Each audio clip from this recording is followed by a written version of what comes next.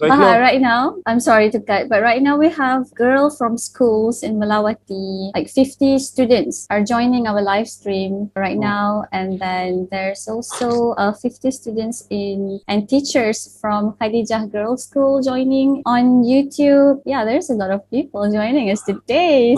Say hi a little bit. Say hi. hello everyone. Oh my Okay, God. so I will go with the one question for now. Do you produce enough oil to export? Can we Malaysians buy your olive oil? This is from Zorina Khalid on Zoom. But there are like companies that buy the farmers' products and Mhm. make it available for export. But I want to let everyone know that like Palestinian olive oil is very expensive, not only because of the quality, but also because of the export, like the shipping measure. Once again, the state of Israel is in control of the borders. So if we Mhm. want to get a product of Palestine, Israel would not even let it out if it says product of Palestine or produce of Palestine. There are ways to get Palestinian olive oil to different corners around the world. Like currently, I'm trying to get some olive oil for a family from who lives in Dubai in the United Arab Emirates, and Ah. it has been like only the shipment for 10 kg has been around like $120. So the olive oil itself is very expensive, and the shipping costs are expensive, and people do it because they want to have a taste of Palestine, Yeah, of not because course. they want to have olive oil in their cuisine. Yeah, you mentioned before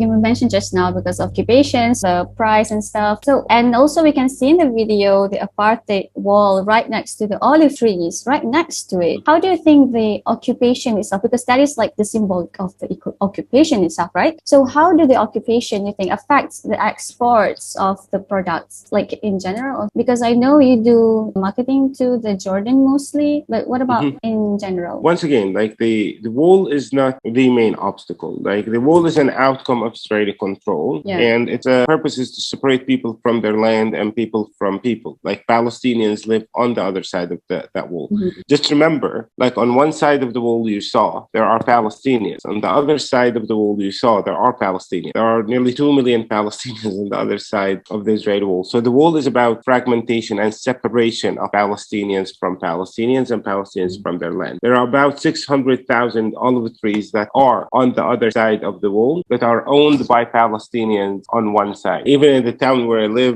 near Bethlehem, people are allowed to see their trees, but they're not allowed to touch them because of an Israeli wall that separates people from their land. There are ways to, for example, when we ship the olive wood beet to Malaysia, we had to send it to Jordan, and from Jordan, it will be shipped to Malaysia. The state of Israel imposes the restrictions, and we find ways to go around those restrictions because there are always ways. Like if there is a will, there is a way. So when Israel blocks our road, it doesn't mean like our life stops. It means that we need to be creative in figuring out a way to get where we want to get. The restrictions are only to make life inconvenient for people, to force them to give up. But for many of us, the restrictions are a call for being creative in overcoming, in the process of overcoming the restriction.